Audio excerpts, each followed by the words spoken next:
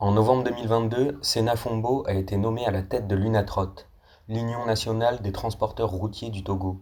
Dans une dynamique de redynamisation de l'organisation, l'un des objectifs est le renouvellement des parcs automobiles.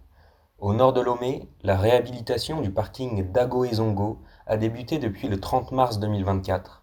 Ce lieu clé dans la logistique togolaise offre une zone tampon avec le port autonome de Lomé. Le parc automobile d'Aguezongo est un parc qui nous a été donné par le port autonome de Lomé pour nous permettre de faire les stationnements. Vous savez, en départ comme en arrivée, les véhicules doivent rester à un endroit où le chauffeur peut se reposer et surtout après le chargement, lorsque vous n'êtes pas totalement prêt, il y a un endroit qui doit être aménagé pour permettre aux camions, aux véhicules de rester en attendant avant de partir. Le milieu était devenu vraiment dégradé. Les véhicules tombaient, il y a des accidents qui se faisaient à l'interne même du parc.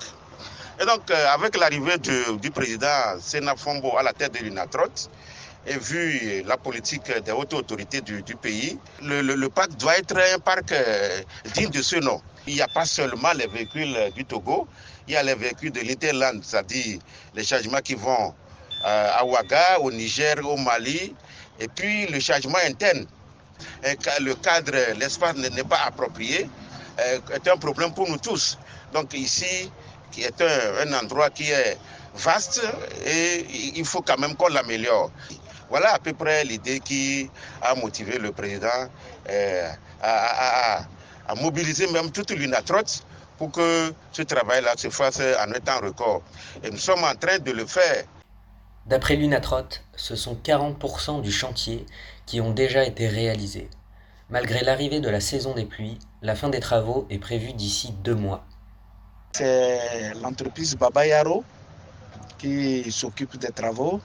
Et nous avions envoyé beaucoup d'engins ici, des graders, des compacteurs, des camions citernes et des bulles, parce que avant le démarrage ici, on avait des trous à plus de 1 mètre de profondeur. Après la scarification, on a mis à peu près une dizaine de centimètres d'épaisseur de latérite. Et on a scarifié, compacté et tout. Les grands travaux, les grands trous ont été déjà fermés. C'est ce qui a fait que vous aviez beaucoup de véhicules garés aujourd'hui dans le parking.